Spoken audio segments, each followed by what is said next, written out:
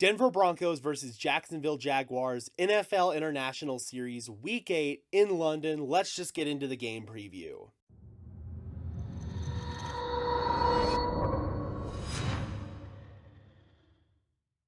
Hello everyone and welcome to Denver Broncos Syndicate, part of the Sports Syndicate family of channels where we are dedicated to bringing you content about our favorite sports teams. I am your host, Gage Madrid. Before we jump in, if you could just do me a massive favor and leave a like on this video as well as subscribe and ring the notification bell, that would be awesome.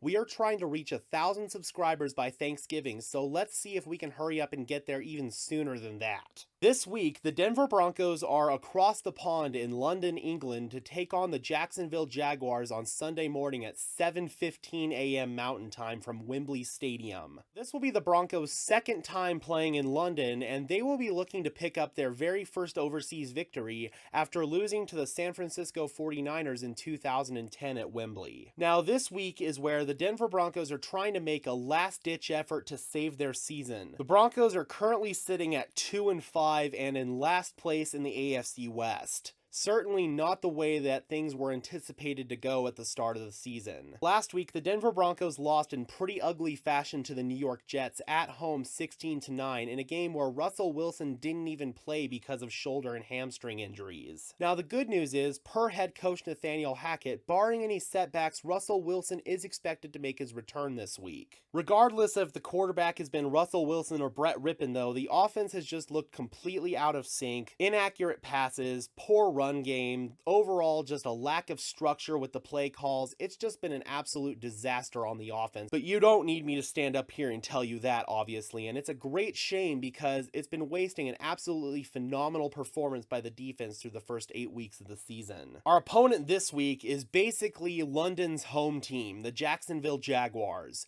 They've played in London every single season since 2014, minus of course the pandemic season, and owner Shad Khan has repeatedly broached the idea of potentially moving the team to London, even going as far as looking into buying Wembley Stadium. The Jaguars have built up quite a big fan base in London, and this might be even more of a home game for them than if the game were in Jacksonville. Now, as far as this Jaguars team is concerned, they only have upwards to trend following the disaster that was last year with head coach Urban Meyer. This year, the Jags are being led by Super Bowl winning head coach Doug Peterson, and in my opinion, he's done a pretty good job with a team that just really hasn't had a whole lot of talent on their roster.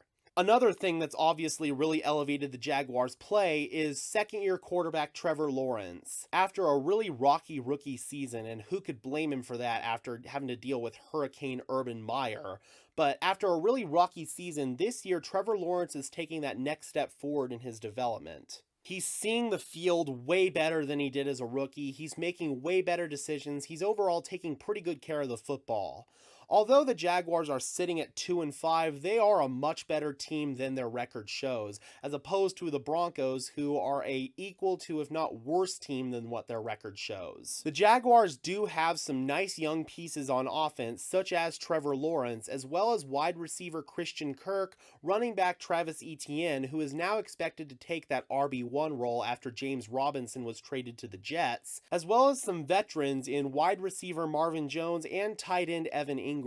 The Jaguars also went out to make some moves to improve in the trenches this season. On the offensive line, they brought in longtime former Washington football team guard Brandon Sheriff, who's widely regarded as one of the best in the business. And on the defensive line, the Jaguars went out and spent the #1 overall pick on edge rusher Travon Walker. Although Walker has had a pretty up and down start to his career, with Denver's shaky tackle situation, this potentially could be a breakout game for Travon Walker. Overall, the Jaguars are a much improved team from the team that we played last year in week 2 and pretty much kicked the snot out of. This year, the Jaguars are going to be a really tough challenge, and it's going to be even more difficult considering that we're basically playing in their home in London. Now, for the Broncos offense, I feel that some keys to victory are going to be to get Russell Wilson in a rhythm early. Hackett needs to dial up some play action, some RPOs, and some ways to get Russ some quick completions and just get him comfortable after having to miss last week. I really hope that the Broncos put a heavy emphasis on the bootleg game and get Russell Wilson out of the pocket.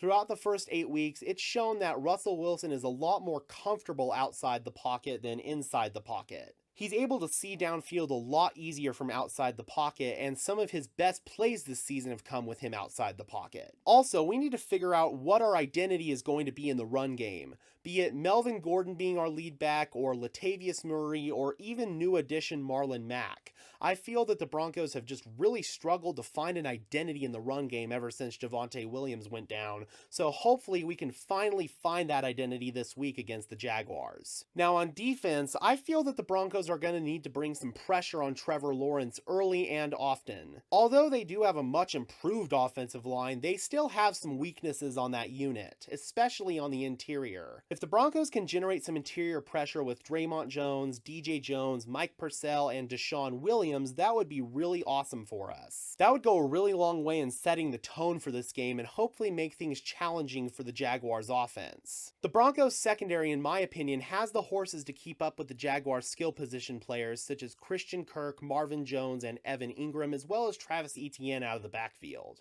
If we can keep those guys contained in the secondary, then that will give the Broncos a lot more freedom to blitz Trevor Lawrence and maybe make his life a little bit uncomfortable. If the Broncos can set the tone on defense and the offense can at least function at a competent level, that'll be a big difference between winning and losing this game. Moving on to the injury report, the Denver Broncos have 5 players listed as out for this game. Nickel Essane Bassie with a hamstring, edge rusher Baron Browning with a hip. He's expected to miss several weeks with his injury. Wide receiver Tyree Cleveland with a groin, left tackle Cam Fleming with a quad, and safety Caden Stearns with a hip.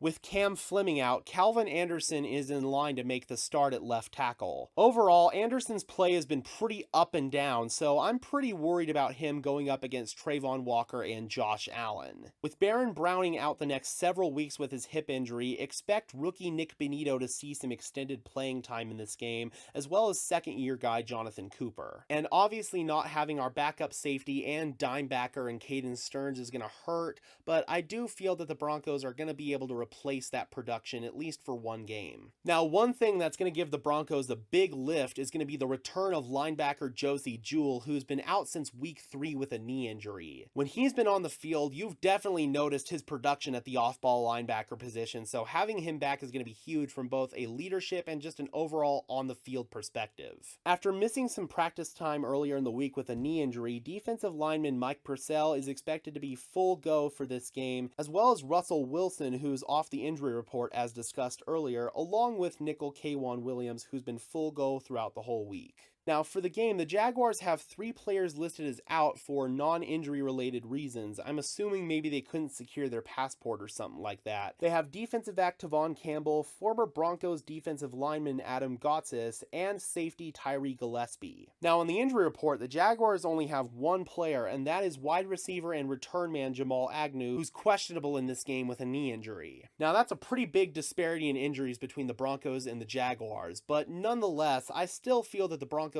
do have a fighting chance in this game. Alright, Broncos country, you know what time it is. Give me a score prediction for this game in the comment section below. I would love to hear from you. Now remember, kickoff for this game is going to be at 7:15 a.m. Mountain Time. I know that's early and that sucks. Also, the game is going to be broadcast exclusively on ESPN+. I believe if you're in the Denver area, the game will be streamed on local TV, but otherwise you're going to have to get ESPN+ to watch this game. Be sure to leave a like on this video, as well as subscribe and ring the bell so these videos appear in your notification feed. And while you're at it, be sure to follow me on Twitter at Gage Madrid NFL for even more Broncos coverage. And for now, this has been another episode of Denver Broncos Syndicate. I am your host, Gage Madrid, saying peace out and let's ride.